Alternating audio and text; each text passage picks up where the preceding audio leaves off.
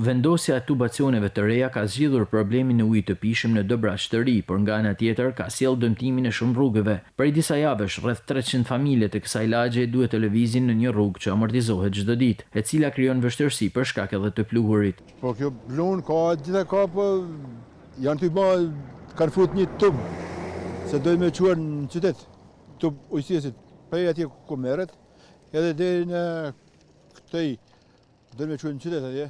Edhe ka me të shi jeshtu, se faktikisht a kanë ishtrume, asfalt a kanë ishtrume, po e kanë prisë, që e kanë prej.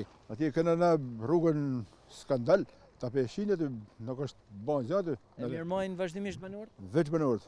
Tash 30 vjet ka familje që është këtu, edhe s'ne ka kush më pas për votim, as mas votim asnjëherë. Po sa ke mundësi mirëmojnë, po i herë ke shtruar ashtu si e prishin. Çfarë kanë bërë këtu? Çfarë Kanë fut tubacionet e ujit të pishëm qytetit.